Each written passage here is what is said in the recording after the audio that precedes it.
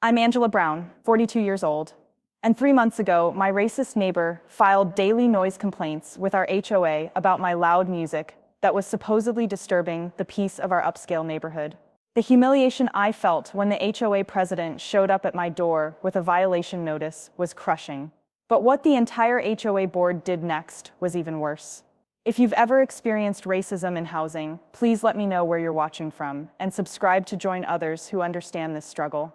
Let me take you back to how I built my life in corporate finance, starting from absolutely nothing. Growing up in Detroit, my grandmother, Mama Rose, used to tell me every Sunday after church, "Baby girl, you got to be twice as good to get half as much, but don't you ever let that stop you from being excellent." She'd serve us her famous peach cobbler while drilling into me and my cousins that education was our ticket out of poverty. My mama worked double shifts as a nurse's aide while going to community college at night, showing me what determination looked like. When I was 8, she'd quiz me on multiplication tables while braiding my hair for school, always reminding me that my mind was my greatest weapon against a world that would try to limit me. I earned a full scholarship to Howard University, where I studied finance and economics. Those 4 years at the Mecca shaped everything about who I became.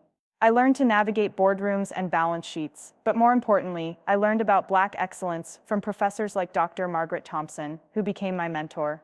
She taught me that success wasn't just about climbing ladders, it was about pulling others up behind you. I joined Alpha Kappa Alpha, where my sorority sisters became my lifelong network of professional Black women who understood the unique challenges we'd face. We'd spend hours in the library, not just studying finance theory, but strategizing about how to break through glass ceilings that seemed designed to keep us out. Dr. Thompson always said, "Preparation meets opportunity, but you have to be ready to seize both." When I graduated summa cum laude, she pulled me aside and said, "Angela, you're going to face rooms where you're the only one who looks like you.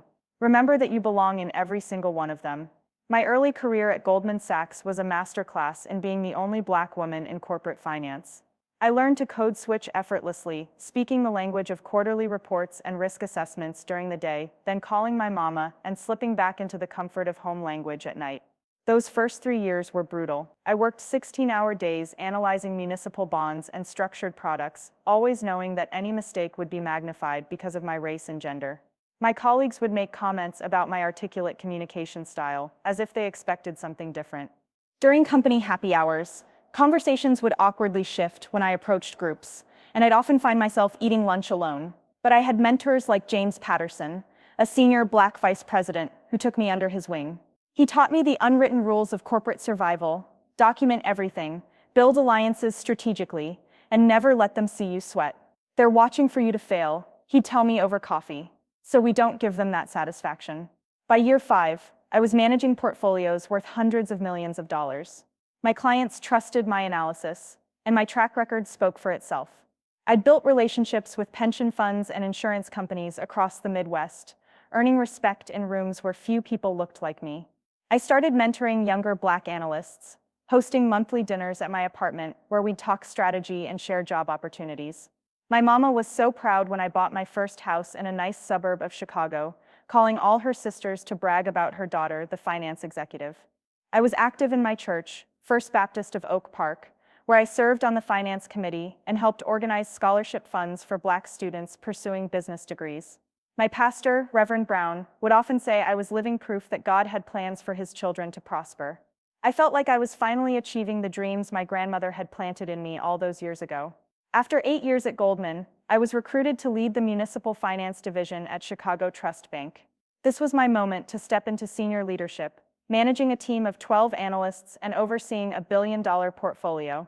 The bank's headquarters was in downtown Chicago, but I decided it was time to buy my dream home in Riverside Oaks, an affluent suburb known for excellent schools and tree-lined streets. I'd earned my place there through years of hard work and strategic financial planning. When I walked through that 4-bedroom colonial with its manicured garden and 3-car garage, I could hear Mama Rose's voice saying, "Look how far we've come, baby girl." The house was everything I'd worked toward, a symbol of Black excellence, and proof that preparation really does meet opportunity. The real estate agent, a bubbly white woman named Jennifer, kept commenting on how lucky I was to afford such a beautiful home. When I mentioned I was paying cash after selling my investment properties, her surprise was barely concealed. "Oh, you must work in sports management?" she asked, clearly fishing for an explanation that made sense to her limited worldview. I smiled politely and corrected her. Corporate finance. I'm the vice president of municipal finance at Chicago Trust Bank. The look on her face was priceless, a mixture of confusion and recalculation. During the closing, she kept asking if I was sure about the neighborhood, mentioning how quiet and family-oriented it was, code words I'd learned to recognize over the years. But nothing could dampen my excitement. I was moving into a neighborhood where my success had earned me a seat at the table. Moving day was a celebration. My church family came out to help, and Mama arrived from Detroit with a carload of her sisters, turning my front yard into an impromptu block party. We had music playing, a mix of gospel, old school R&B, and some contemporary jazz, while everyone carried boxes and arranged furniture. My soror Denise brought her famous mac and cheese, and Reverend Brown blessed the house with a prayer circle on the front lawn. Neighbors walked by, some waving politely, others staring a little too long at the gathering of Black families clearly celebrating. I waved back enthusiastically, ready to be a good neighbor and contribute to the community I'd worked so hard to join. That's when I first noticed him. The man directly across the street stood on his front porch, arms crossed, watching our celebration with obvious disapproval. He was probably in his 60s, silver-haired and stern-faced, wearing a polo shirt and khakis like he'd stepped out of a country club catalog. When our eyes met, I smiled and waved. He turned and went inside without acknowledging me. Some people take time to warm up, my mama said, noticing the interaction. Just keep being yourself, baby. Your light will shine through. I nodded, but something about his body language felt familiar, the kind of cold reception I'd learned to navigate in corporate boardrooms. The first month in Riverside Oaks was everything I'd hoped for. My house was my sanctuary. After long days managing complex financial portfolios, I'd come home, pour a glass of wine, and sit on my back deck listening to smooth jazz while reviewing market reports. On weekends, I'd tend to my garden, planting the same varieties of roses my grandmother had grown. The routine was peaceful and fulfilling, exactly what I'd worked toward for 15 years. I was finally home, but I started noticing patterns. The neighbor across the street, I learned his name was Richard Hartwell, seemed to monitor my daily activities with unusual intensity. When I left for work each morning, I'd see him at his window. When I returned in the evening, there he was again. If I had friends over for dinner, he'd come outside to check his mailbox multiple times, clearly eavesdropping on our conversations. When my church family visited on Sundays, he'd make a point of mowing his lawn or doing yard work, creating noise that competed with our laughter and fellowship. The morning everything changed started like any other Tuesday. I was getting ready for an important presentation to the city's pension fund board, reviewing my notes while sipping coffee and listening to gospel music at a normal volume. Maxwell's Ascension was playing softly in the background when I heard aggressive knocking on my front door. I opened it to find a stern-faced white man in his 50s holding an official-looking folder. Miss Brown, I'm David Peterson, president of the Riverside Oaks Homeowners Association. I'm here regarding multiple noise complaints filed against your property. He handed me a violation notice with my address typed in bold letters. According to our records, you've been playing excessively loud music that disturbs the peaceful enjoyment of neighboring properties. I stared at the paper, reading words that made no sense. I'm sorry, there must be some mistake. I don't play loud music. I was just listening to some quiet jazz while getting ready for work. Ma'am, I have documented complaints from concerned neighbors about daily music disturbances. The HOA takes these matters very seriously. His tone was clipped and official, like he was reading from a script. This is your formal warning. Future violations could result in fines up to $500 per incident. The humiliation hit me like a physical blow. I'd lived in this house for exactly 32 days, and someone was already trying to make me feel unwelcome. Can you tell me specifically what complaints were filed and when? I'm not at liberty to discuss the details, but I can tell you they've been consistent and documented. He glanced past me into my house, his eyes taking inventory of my space like he was gathering evidence. The HOA board expects all residents to maintain community standards. Standing there in my designer business suit, holding a violation notice for noise I hadn't made, I felt the familiar sting of being presumed guilty because of my race. Mr. Peterson, I'm a corporate finance executive. I leave for work at 7:30 each morning and return around 6 in the evening. I don't throw parties or play loud music. Someone has made a mistake. Well, I'm sure you understand our position. We have to respond to neighbor concerns. He turned to leave, then paused. I trust this won't be a recurring issue. After he left, I sat in my Kit Harris, holding that violation notice, my hands trembling with anger and hurt. In that moment, I realized what was happening. Richard Hartwell had been watching me, waiting for an opportunity to challenge my presence in his neighborhood. The noise complaints were just the beginning of a campaign to make me feel unwelcome in the community I'd earned the right to join. That evening, I called my mentor, Dr. Thompson, now retired but still sharp as ever. Angela, baby, this is textbook housing discrimination. They're using the HOA as a weapon to harass you out of the neighborhood. Her voice carried the weight of experience. Document everything, every interaction, every notice, every complaint. And call my friend Janet Morris. She's a civil rights attorney who specializes in housing cases. I also called my sorority sister and best friend, Denise, who'd moved to an affluent suburb in Atlanta 2 years earlier. Girl, the same thing happened to me, she said. They complained about my visitors when my book club met once a month. These people can't stand to see us succeed, so they try to regulate us out of spaces we've earned. Her advice was practical and strategic. Install security cameras, keep a daily log of your activities, and don't let them gaslight you into thinking you're being paranoid.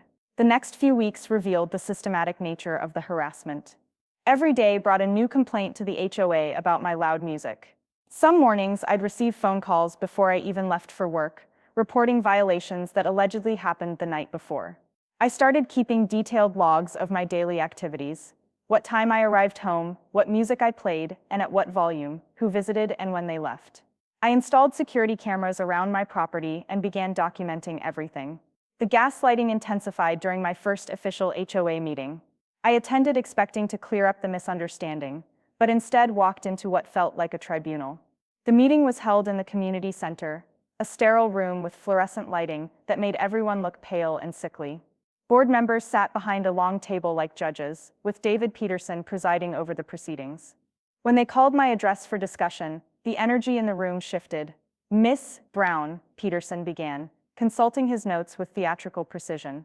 "We've received 17 noise complaints about your property in the past 3 weeks. This level of disruption is unprecedented in our community's history. 17 complaints. The number hit me like a slap. I'd like to know specifically what these complaints allege and who filed them." "That information is confidential to protect the privacy of concerned residents," replied Patricia Montgomery, the secretary, a pinched-faced woman who kept glancing at me like I was an exhibit in a museum. "What's important is addressing the behavior that's causing these disruptions." "What behavior?" "I go to work every morning and come home every evening. I listen to music at normal volumes while cooking dinner or reading. I have friends over occasionally for dinner or Bible study. None of these activities constitute noise violations." "Well," Peterson said, leaning back in his chair with a condescending smile, "perhaps what seems normal to you is different from community standards here in Riverside Oaks." The racist implications hung in the air like smoke. Several board members nodded in agreement, their faces reflecting a shared understanding that I was the problem. I felt my grandmother's voice in my head. "Baby girl, they're testing your dignity. Don't you dare let them take it." "I think there's been a misunderstanding," I said, keeping my voice level and professional. "I'd be happy to meet with any neighbor who has concerns about noise from my property. Perhaps we could resolve this through direct communication, rather than formal complaints." "That won't be necessary," Peterson replied quickly. "The HOA handles all neighborhood disputes through proper channels. We expect compliance with community standards going forward." The meeting continued with discussions about landscaping requirements and pool maintenance, but I barely heard any of it. I was processing the realization that this wasn't about noise at all. This was about control, about making me understand that my presence was unwelcome despite my legal right to be there. After the meeting, I approached Patricia Montgomery in the parking lot. "Mrs. Montgomery, I'm new to the community and I really want to be a good neighbor. Could you help me understand exactly what behaviors are causing complaints?" She looked around nervously, as if afraid someone might see us talking. "Look, Miss Brown, I don't want any trouble, but some people in this neighborhood aren't comfortable with changes. Maybe if you kept things a little quieter, had fewer visitors, you know?" Her words trailed off, but her meaning was crystal clear. "Fewer visitors," I repeated. "You mean my church friends and family members?" "I'm just saying, some people have lived here for 20 years and they're used to things being a certain way." She hurried to her car before I could respond. leaving me standing alone in the parking lot under the fluorescent security lights. That night, I called Janet Morris, the civil rights attorney Dr. Thompson had recommended. Janet listened to my story without interruption, asking pointed questions about documentation and timelines. Angela, what you're describing is a classic pattern of discriminatory harassment using HOA complaints as the weapon. The good news is that fair housing laws protect you.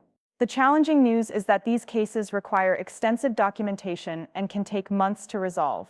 I just want to live in peace in the house I worked 15 years to afford, I told her. I understand, and you have every right to that peace. But first, we need to expose what's really happening here. Are you prepared for this fight to get harder before it gets better? I thought about my grandmother who'd lived through Jim Crow and the civil rights movement. I thought about all the Black women who'd fought for my right to live wherever my success could take me. Yes, I said. I'm ready. The harassment escalated dramatically the following week. I came home from work on Wednesday to find another violation notice taped to my door, this one claiming I'd played loud music from 2 p.m. to 4 p.m. that afternoon. The timing was impossible. I'd been in meetings at the bank all day and had 36 witnesses who could verify my whereabouts. Thursday brought a knock on my door at 6 a.m. David Peterson stood on my porch with 2 other board members, looking official and intimidating. Miss Brown, we've received additional complaints about late-night music disturbances. This is becoming a serious problem. What late-night disturbances? I was asleep by 10 o'clock last night. I was still in my robe and slippers, clearly having just woken up. According to our records, loud music was reported coming from your property until nearly midnight. Peterson's tone suggested he'd already decided I was lying. That's impossible. I was on a conference call with clients in Tokyo until 8 p.m., then I made dinner and went to bed. I have phone records that can verify my call log. Ma'am, we're not investigators. We respond to neighbor complaints, and the complaints are becoming more frequent and more serious. Standing there in my doorway, being accused of violations I couldn't have committed, I realized the goal was never to resolve noise issues. The goal was to create a paper trail of violations that could be used to justify more serious action against me. That afternoon, I received a call from my real estate agent, Jennifer. Angela, I hope you don't mind me reaching out, but I've heard there might be some neighborhood issues. If you're thinking about selling, now might be a good time with the market being so strong. The boldness of it took my breath away. Why would I be thinking about selling? I just moved in 6 weeks ago. Oh, no reason specifically. I just know that sometimes new residents find that certain neighborhoods aren't the right fit. Her voice was carefully neutral, but the message was unmistakable. Leave now, before things get worse. Jennifer, are you suggesting that I should sell my house because neighbors are filing false noise complaints? I'm not suggesting anything. I'm just saying that if you wanted to explore other options, I could help you find something that might be a better fit for your lifestyle. After hanging up, I realized how coordinated this campaign had become. The HOA complaints were just one front in a broader effort to pressure me out of the neighborhood. They were weaponizing every system available to them, from official violations to real estate manipulation. That weekend, my church family came over for our monthly fellowship dinner. We were having a beautiful time on my back deck, sharing food and conversation under the string lights I'd hung between the trees. Sister Pauline brought her famous cornbread, Deacon Johnson grilled chicken and ribs, and we had gospel music playing softly in the background while children played in the yard. Around 7 p.m., I noticed Richard Hartwell standing at his fence, phone in hand, clearly recording our gathering. When our eyes met, he didn't look away or pretend to be doing something else. He wanted me to know he was documenting us. Angela, honey, that man's been watching us all evening, said Sister Pauline, following my gaze. I know. He's been doing this since I moved in. Well, he needs to find himself a hobby that doesn't involve our business, she replied with the kind of authority that comes from 70 years of dealing with nosy neighbors. Monday morning brought the inevitable violation notice. This time, the complaint alleged excessive noise, multiple vehicles, and gatherings that disrupted neighborhood peace from 5 p.m. to 9 p.m. on Sunday. The language was more formal, more threatening, mentioning potential legal action if violations continued. I called Janet Morris immediately. They're escalating, she said after I read her the notice. This is perfect for our case, actually. The pattern is becoming undeniable, and the timing with your church gathering adds religious discrimination to the housing violation. What do we do next? We document everything they're doing, and then we show them that 2 can play this game. But Angela, I need you to prepare yourself. When we push back, they're going to push harder. Are you sure you want to stay and fight? I thought about my grandmother's roses growing in my backyard, about the guest room I'd prepared for my mama's visits, about the community garden I'd planned to start next spring. This wasn't just a house, it was my home, my sanctuary, my piece of the American dream that I'd earned through years of excellence and perseverance. I'm not going anywhere, I told Janet. This is my home. The next escalation came during my second HOA board meeting. This time, I arrived prepared with my own documentation, logs of my daily activities, copies of my work calendar proving I wasn't home during alleged violations, and phone records showing when I was on business calls. I also brought Denise as a witness and moral support. When they called my address for discussion, Peterson's tone was more serious, more official. Miss Brown, the board has reviewed 17 noise complaints filed against your property over the past 6 weeks. This level of disturbance is unprecedented and unacceptable.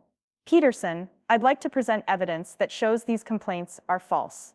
I opened my folder and began reading from my activity log. On March 15th, when a complaint alleges loud music from 2 p.m. to 4 p.m., I was in a client meeting at Chicago Trust Bank with 12 witnesses. On March 22nd, when a complaint alleges late-night music until midnight, my phone records show I was on a conference call with Tokyo clients until 8 p.m., followed by documented sleep tracking data from my fitness device. Ma'am, we don't need to see your personal records, Patricia Montgomery interrupted. The fact remains that neighbors are filing complaints. But these neighbors are filing false complaints, Denise interjected. How is that acceptable? We protect the privacy of all residents who file good faith complaints, Peterson replied. Good faith? I stood up, my voice carrying the authority I'd developed in 15 years of boardroom negotiations. There is nothing good faith about falsely accusing someone of violations they couldn't have committed. These complaints are harassment, pure and simple. Brown, I'm going to ask you to lower your voice and maintain appropriate decorum, Peterson said with the kind of tone policing I'd encountered throughout my career. My voice is perfectly appropriate for someone defending herself against false accusations. And I noticed that you're more concerned about my tone than about the fact that residents are filing demonstrably false complaints against their neighbor. The room fell silent. Several board members shifted uncomfortably in their seats, clearly not accustomed to being challenged by someone who understood their tactics. The board will take your concerns under advisement, Peterson said finally. In the meantime, we expect compliance with all community standards. As Denise and I left the meeting, I felt the weight of what I was up against. This wasn't just about noise complaints. It was about power, about who gets to belong in spaces of affluence, about the lengths some people will go to maintain their vision of neighborhood character. 2 days later, I received a certified letter from the HOA attorney. The language was formal and threatening, alleging ongoing violations of community standards and failure to maintain appropriate neighborhood compatibility. The letter demanded immediate cessation of all disruptive activities and threatened legal action, including potential foreclosure proceedings if violations continued. Foreclosure. They were threatening to take my home over fabricated noise complaints. That evening, I sat in my Kit Harris reading and rereading the letter, feeling the same fury I'd experienced in corporate boardrooms when colleagues tried to intimidate me with legal jargon and institutional power. But this time, they weren't just trying to limit my career advancement. They were threatening my home, my sanctuary, my piece of the American dream. I called Janet Morris, who listened grimly as I read the letter aloud. Angela, this is exactly what we expected. They're escalating to legal threats because the harassment campaign isn't working. This is actually good news for our case. How is threatening foreclosure good news? Because now they've put their discriminatory intent in writing. A reasonable person doesn't threaten foreclosure over noise complaints that can't be substantiated. This letter is evidence of malicious prosecution and housing discrimination. What's our next move?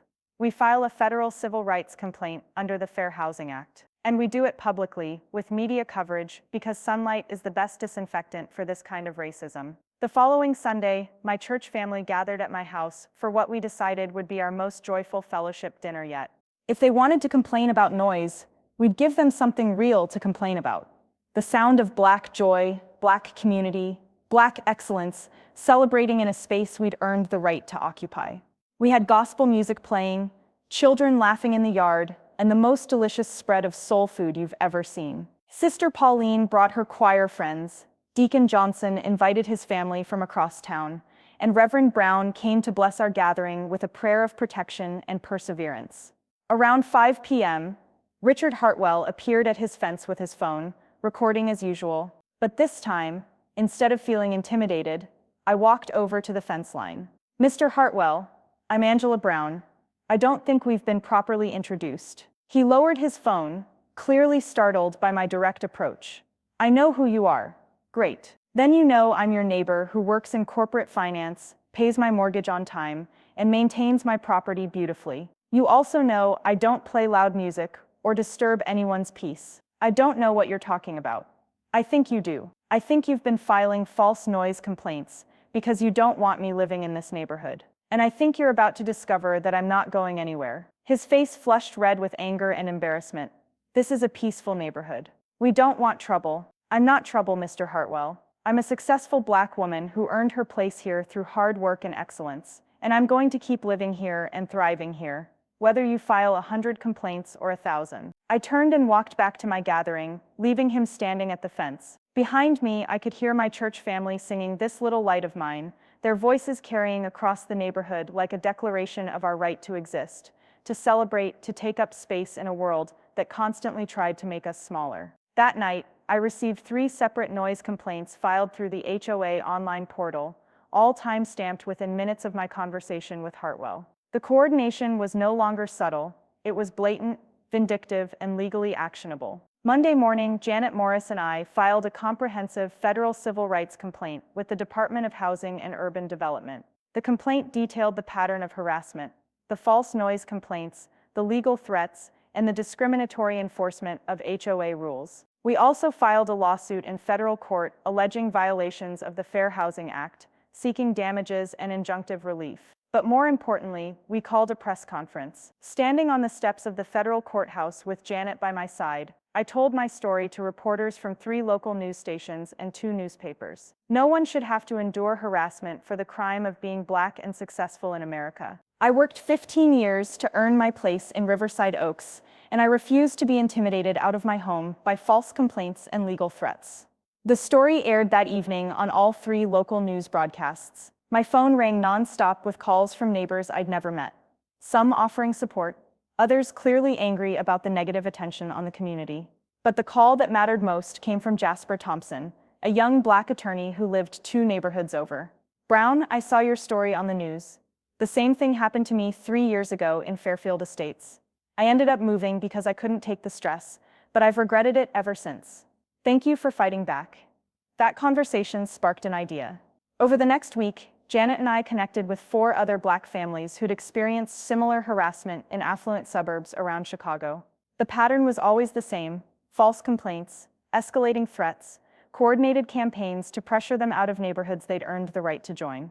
We organized a community meeting at my church, First Baptist of Oak Park, where affected families could share their experiences and strategize collective action. The fellowship hall filled with 24 Black professionals and their families, all telling variations of the same story. "They complained about my aggressive driving when I left for work at 6 a.m., said Dr. Patricia Collins, a pediatrician who'd moved to Willow Creek 2 years earlier. "They filed violations about my inappropriate landscaping because I planted collard greens in my backyard garden," shared Robert Martinez, an engineer who'd faced harassment in Brookfield Hills. "They called animal control, claiming my well-trained German Shepherd was menacing to neighborhood children," added Lisa Washington, a school principal from Forest Glen. Each story revealed the same tactics: weaponizing official complaints, escalating harassment, targeting symbols of Black culture and community. But hearing them together also revealed our collective power. Reverend Brown closed our meeting with a prayer and a challenge. These families represent millions of dollars in community investment, decades of professional excellence, and generations of perseverance. We will not be moved. 2 weeks later, the HOA board called an emergency meeting to address recent media attention and community concerns. I arrived to find the community center packed with neighbors I'd never seen before, their faces reflecting a range of emotions from curiosity to hostility to embarrassment. David Peterson opened the meeting by stating that the board had carefully reviewed recent noise complaints and found some discrepancies in documentation. The careful language couldn't hide what was happening. They were backing down because the spotlight was too bright. "The board has decided to suspend all pending violations against 428 Maple Drive, pending a comprehensive review of our complaint procedures," he announced, avoiding eye contact with me throughout his statement. But I wasn't satisfied with suspension. I requested permission to address the meeting, and walked to the front of the room with the confidence of someone who'd spent 15 years commanding boardrooms. "Thank you, Mr. Peterson. I want to be clear about what really happened here. For 2 months, this HOA allowed one neighbor to file 17 false noise complaints against me because he couldn't accept a successful Black woman living in his neighborhood. Instead of investigating these obviously fabricated complaints, the board escalated to legal threats and attempted intimidation. Murmurs rippled through the crowd, some supportive, others clearly uncomfortable with my directness. I have documentation proving that most of these complaints alleged violations during times when I wasn't even home. I have witnesses who can verify that my gatherings were no louder or larger than similar gatherings at other properties in this neighborhood. What I experienced wasn't about noise, it was about race." Richard Hartwell stood up from the back of the room, his face red with anger. "This is exactly the kind of divisive behavior that disrupts neighborhood harmony." The irony was so perfect, it almost made me laugh. "Mr. Hartwell, filing false complaints against your neighbor for 2 months is what disrupts neighborhood harmony. Standing up for my right to live in peace is what restores it." Several neighbors applauded, including the young white couple who lived next door to me and had watched the harassment unfold. Their support felt significant. It meant the community wasn't uniformly against me.